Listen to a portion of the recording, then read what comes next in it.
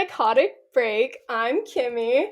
And I'm Madey, and this episode is about Maslow's hierarchy of needs. Oh man, this is going to be a fun topic, very similar to the stages. Yet again, similar, we are going to have almost stages. Yes, Kimmy's referring to the stages of grief, which was one of our more recent episodes, and they're very different. They touch on two different phenomenon. However, arguably everything in psychology is ambiguous and can relate to multiple different things. We will dive into that. But let me share with you guys why I chose this topic for this week. Someone at Cal asked me on the spot who my favorite psychologist was. And obviously, there's a ton of amazing ones, but the first one that came to mind was Maslow. And for me and my interest in career, being a life coach, being a positive psychologist, I love Maslow. I think it's really amazing that he came up with the hierarchy of needs, which is a triangle. And Kimmy, how about you explain what is Maslow's hierarchy of needs? So, I would say it's very debatable in terms of which we'll get into if you need to complete every step, but as we know, a triangle, the base is a lot wider and it goes thinner every time.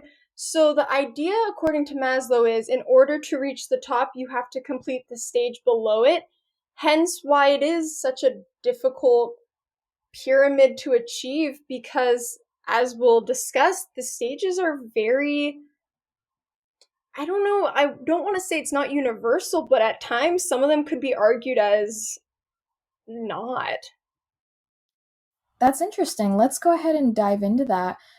To explain what the hierarchy of needs is, first, at the very bottom, you have physiological needs. So, this is all of the things you need to survive at your base level. You need air, you need water, food, sleep, arguably clothing and sex, but we, I don't know. That's Maslow's thing. The next thing above that is safety needs. You need to have personal security, ideally employment, a source of income, health, property helps. Again, these things are not as essential, but it's the next step up. Yeah. And then you have love and belonging, which is friendship, intimacy, family, just having that sense of connection to the world. Arguably not essential, but a lot of people do need this in their life. Yeah. And then the top two are esteem first, which is respect for yourself and your status and recognition, your level of freedom. And then the very top of the pyramid, arguably hardest to achieve, is self actualization. My friends and family will hear me say that word over and over again. They're probably sick of it, but I am on a journey to reach self actualization. And essentially, all that is the desire to become the most you can be, the ability to reach your full potential. So this is where I almost argue the triangle because I'm not a complete Maslow supporter, but you always get told self actualization is the one to achieve. Once you've reached this, you're basically set to die. You've achieved everything, life is grand. And when reading the stages below that, I would argue not everyone has that, and yet obviously it's not true, but to Maslow, it sounds like you must have all of these things in order to reach that. And for your own case, where you want to reach self actualization, would you say you have reached all these other stages or you're progressing towards them? And then, as someone that does believe it, do you think you can reach it without achieving everything else? Lots of great questions. I'm so excited. Well, let me say this first. For those of you who might not understand the point of the triangle, the idea is the one at the top, self actualization, is the hardest to achieve. And it's the smallest, arguably, because fewer people are able to get there. Most people who are living and breathing are able to fulfill their physiological needs. Arguably, that's all you really need. So the rest is kind of just, what's the term? The cherry on top, or I don't know, sprinkles on ice cream. It would be Whatever great you to have, yeah. it's nice to have. And I would argue that most people don't reach self actualization. You have to take into account that a lot of people get to the end of their life and they're not satisfied. And for me, self actualization doesn't necessarily have to mean you're ready to die. It just means that you are content with your growth and you don't feel you have to grow anymore. Such an interesting concept. I could talk about self actualization all day, and I might if you don't stop me, but I'll try to keep it short. Self actualization is where you are happy with your growth and you don't feel you need to grow anymore. Most people connect that with you're ready to die, but I don't think that's the case. I truly believe that you can reach self actualization early on in your life. Few months ago, I was doing really great. I was in a bad place. I worked on myself a ton and I felt the happiest I've felt in my entire life. And I didn't know if I could grow anymore. So I thought I had reached self actualization. But that's the thing. I don't believe that once you get to self actualization, that you can't fall back down the ladder. You Yeah. can't go back down the triangle. I don't think you have to go in order either. And Maslow corrected his triangle, saying, in most cases, you have to work your way up. I don't think anyone is going to reach self actualization if they don't get food and water. I Yeah, don't, that one is the base level for sure. yeah. I think it's in an order for a reason, and in most cases, you do have to follow that order, but not always, and sometimes you can regress. So you said that you have reached it. Do you remember that feeling, or when you look back, do you think you actually did, or like what? I don't know if I can answer that because I haven't decided the meaning of self Oh, actualization for myself. I thought I had reached it because I just felt amazing. I was really happy with the person I was. And given I had a lot of things going for me, I had just gotten into Berkeley, I had just gotten a really great job, I had been traveling a lot and journaling and just being open with myself. And I will say that a few months ago is the very first time I've actually engaged in self love. There's been self like, a lot of self hate, but this is the first time it was self love. And I've been executing that self love throughout my life since then. I'm in a little bit of a dip right now, so I'm not exercising it as much as I should be. And that's what's making me think that maybe you can reach self actualization a few times in your life. And then maybe self actualization, this one's kind of a downer. Maybe no one reaches self actualization. What do you think?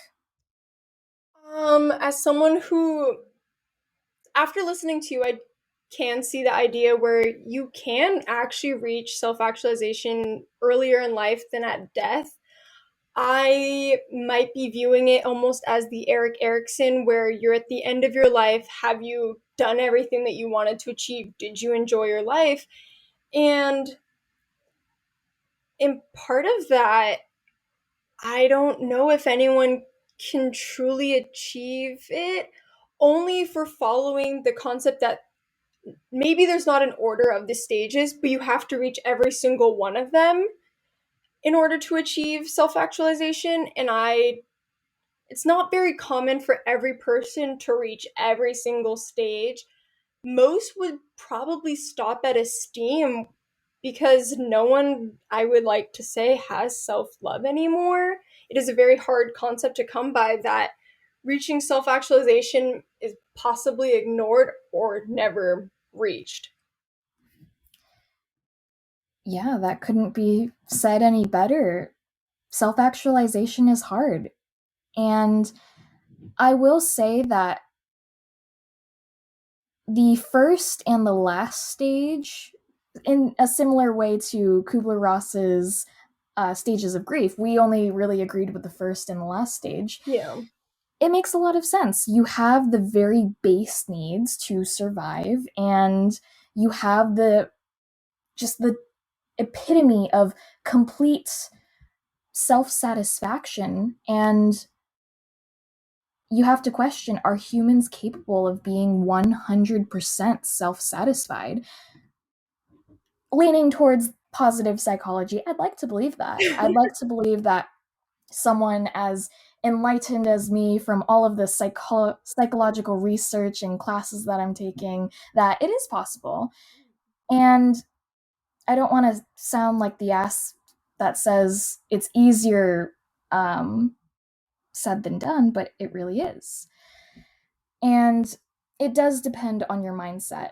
Most people, I would argue, aren't able to get into that mindset. If they can't believe in self actualization in the first place, they're not going to get there. And even if self actualization is just thinking that you are your best self, even when you're not, Yeah. you're happy and you're hopefully at the end of your life and content with everything you've done. Yeah.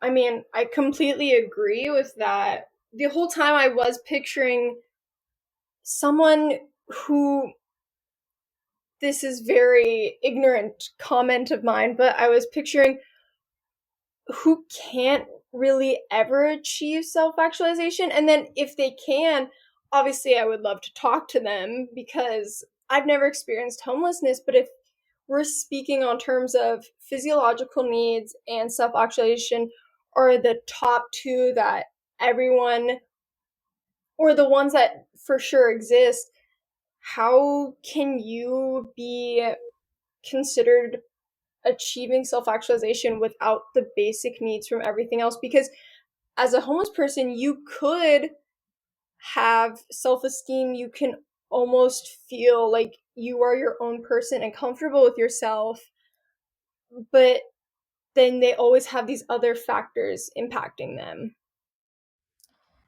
You make a good point, and there's two things I want to touch on. The first is, are people who are underprivileged, are they ever going to reach self-actualization if they can't meet the basic needs? And I always forget the second point I was going to make. Let's start there, and hopefully you'll come back to me. On that question, if we are following the idea that there's a triangle, not necessarily in that order, but ideally you reach every stage, and every stage is very important. On some level, I can see safety needs as not as important. Esteem, love and belonging, physiological self actualization, all completely important. But if you are underprivileged, you can have the most basic needs and feel very content because you have that love and belonging, and that may overpower the physiological needs you might be lacking. And because you have been taught love, family, connection, you may have been taught as a child to love yourself and love your community, love what you've been given, and you are proud of that, which on some level technically means you could consider yourself your best self even if you aren't in the best of means, because from wherever you are and whatever status you are, that is the greatest thing. Obviously every individual could probably achieve more, but where do we cut it off? Because if we're using self actualization as like complete fulfillment within yourself, if you think you've possibly achieved it at one point in your life or have thought that you may have, did you ever think at some point that you could have been better? I mean, looking back, I was probably just an arrogant prick. I had done all this work and I had gone from self-hatred to self-love. I really didn't think that there was more. And I really felt that I have had reached self-actualization. And I was naive in the fact that I believed that things would just be a lot better. Not perfect, because I do believe in the ebb and flow of life. You have to have sadness to be happy, and vice versa. With that said, there was always an inkling in the back of my mind thinking there's always room for growth. And if I really want to look at Maslow's hierarchy of needs, all I can do is work on each level and hope that by the end, or by the time I get to my adult professional life or even my own deathbed, that I'm content with all of the growth that I've done. So, at least for you, it's more about growth than the actual state of your life, if that makes sense. I would say so. And not to throw Maslow's hierarchy out the window, but a thought just occurred to me. Yes, we do need our basic needs. Yes, it is essential to have some sort of support system. Yes, it is normally ideal to have some sort of emotional and financial security. But at the end of the day, I don't know. I'll be a naysayer and say I believe a homeless person could reach self actualization. They are alive and breathing, and obviously their base level of uh, physiological needs is lacking, but it's there enough for them to survive. And if they can somehow be content with their life, I think they can skip all of the steps and reach self actualization. Easier said than done, of course, but there's just so many people out there and so many mindsets and so much room for positivity. I gotta believe it's possible.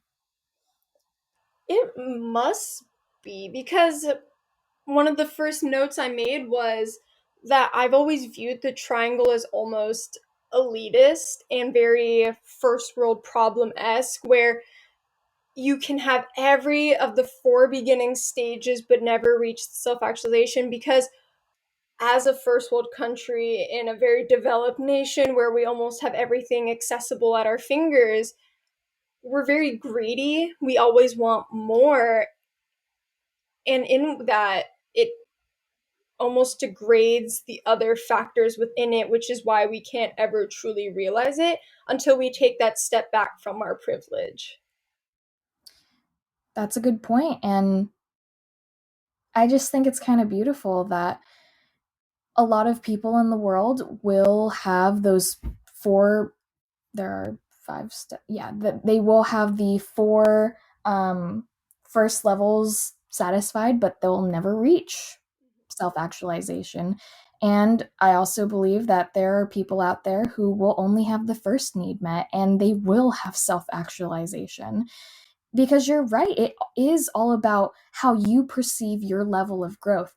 If I were a homeless person and I knew that I couldn't be better than I am, Yeah. I'd be pretty content with that. I don't know. I've never thought about it to know if I would be because thinking now, I would love to have a sustainable income because I see money as everything, but there is definitely someone out there that is possibly homeless or underprivileged that is probably at self actualization and they're not thinking about all the other things that I see in order to get to another step. Yeah. And I did remember my second point. Oh, It kind of ties this together nicely.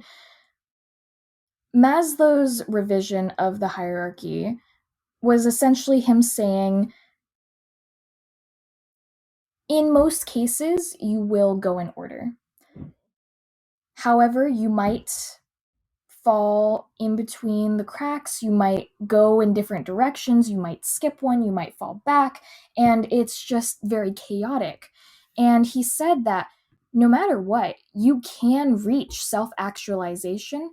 However, failure to meet the lower level needs tends to lead to the failure of reaching self actualization. Well, within that, I thought of someone who could be considered is most likely mentally ill, and that's a whole separate digression. But if you've ever read Into the Wild, Christopher, oh, he had a made up last name, but he did come from a stable middle income family and gave up everything and went off into the wild and may have been manic, whatever it may be, but in his notes it sounded as if he was truly vibing, almost reaching his own version of possibly mentally ill self actualization. But he gave up everything in order to go off and find it. And similar with your book, Wild, where the woman was able to come back to that life and have everything needed again, but you almost have to separate yourself from these physiological to physical to emotional connections to find yourself and then come back and incorporate that back into your new self. That's fascinating. And it sounds like we're arguing that sometimes these stages can get in the way of others. Yeah, because now that I'm thinking about it, I don't know the Wild book very well, but it sounded as if her life sucked. She needed to enter the woods, found herself on some journey essentially, came back out, reincorporated her life, but gathered all this new knowledge about herself from being out, being in nature, going to the bare minimum.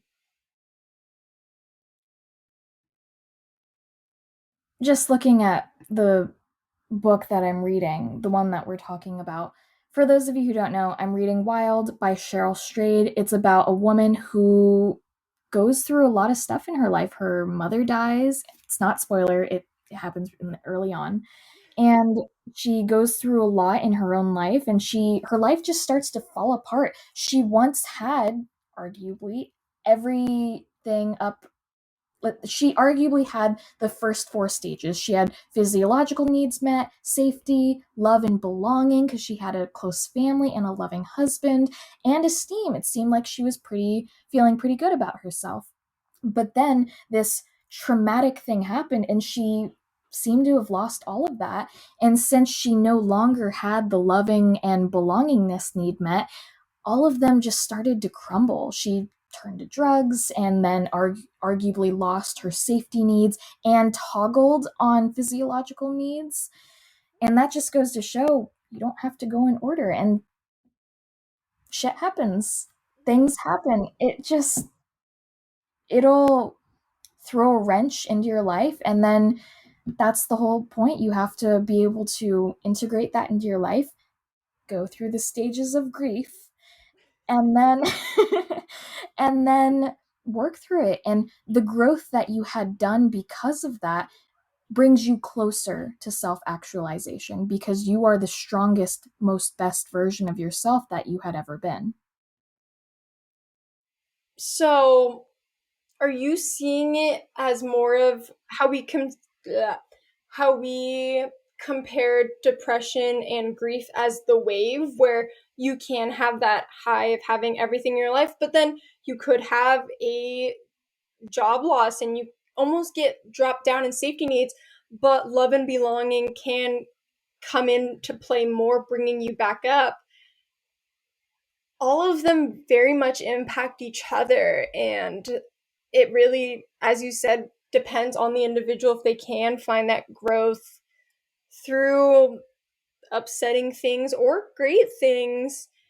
It really depends on almost how introspective a person is, because if I'm not thinking about it, I would have never said I was in self actualization. I would never have said I have ever reached it.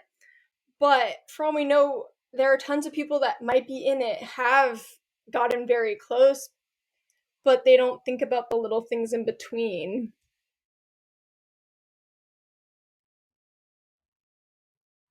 I'm just trying to imagine what a self actualized person looks like. In my mind, they wouldn't let those things slip through the cracks. They wouldn't not think about the little things. And I'm not saying that you have to be introspective to become self actualized, but I think it helps. I'm going to fall back on what I said about, in general, you go up the ladder, you go through the stages in order. I have a problem with the order of the two middle ones. We can talk about that in a second. But in general, you do go in order. And then when life hits you and you fall back a couple steps, you need to work back up in that order. Yeah. If you were at esteem, you felt great about yourself, or you thought you felt great about yourself, Whoa. and you had something terrible happen to you, you may have lost a job, you may have lost a family member, your love and belonging and safety needs would probably crumble, and then you'd be back at physiological needs. I don't think your self-esteem would come back that quickly after that. Yeah. I think you'd need that safety needs and then love and belonging. Well, and then esteem for the argument. Do you have anything to say on that? And then I'll explain my issue with those two stages. No, I see what you mean. Yeah. Okay. My issue, and this comes from my personal troubles finding self love, I don't think love and belonging should come before esteem. I truly believe that esteem should come first, and then it should be love and belonging. Because if you don't have self esteem first and you just fall back on getting the gratification from others, are you really building a solid foundation within yourself? Um. Mm, I. Oh, this is hard because I do see esteem, at least for myself, because I completely understand what you mean in terms of you can be loved by others, but not by yourself, or you should learn to love yourself before you learn to love others, like going into a relationship. However, then as someone that's a little anxious and overthinky, it is very hard to love myself, you know? There's a lot of self hatred, but then at times I can really learn to love myself because I'm getting loved by others, and you feel confused as to if you hate yourself, why can they love me? And sometimes when you get to ask them or someone compliments you, shout out to my friend Izzy, who will just sit me down and tell me how great I am Mm. sometimes. It kind of puts you back into this place of self love because if others can love you, why can't you love yourself? And that makes you think about why are you feeling so bad about yourself. I can see that. I don't know if I fully agree with it, and I don't have a counter argument to that, but I do I do think that is a way to look at it. For me to agree with the fact that the triangle's fine, it doesn't need to be moved, I would say that it is. Oh, this might be controversial. I would say it is easier to have other people love you than it is to love yourself, which is kind of what you were getting at talking about yourself. And that makes sense. We're born into a family. Hopefully, our parents love us. Hopefully, our siblings love us. And we make friends at an early age before we even have a concept of self love and appreciation. So maybe that's why he put it in that order. We should definitely have an episode about self love and the interaction of others because I think a lot of harm comes from depending on other people's love and not having any for yourself. For sure. I would love to argue the version, like the difference between self-love versus self-care, because I think they get skewed, which is fine, but they are separate concepts and they can't fix the other to some degree. Oh, that'll be a sweet episode. Self-love and self-care. Oh my gosh, I'm excited. All right, well, that's Maslow's hierarchy of needs. I sincerely hope that I get our coin toss for the summary because I am ready. I am not, so I'm gonna go with tails then. All right. Kimmy is tails. Oh, Heads! Let's do it. Calculator every time. All right. 1 minute on the clock. For okay. those of you who don't know, we do a 1 minute summary at the end. It's just good for everyone involved. Yeah. And starting now.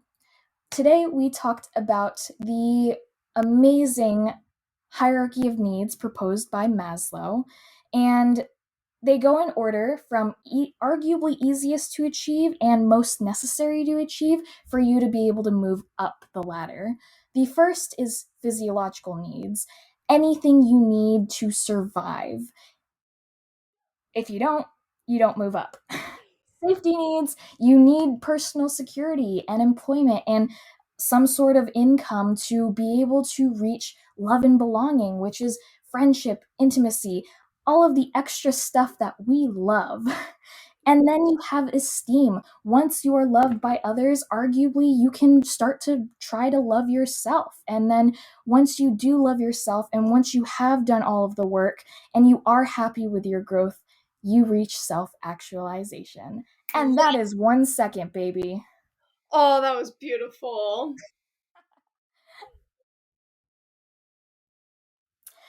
I'm very happy with this episode.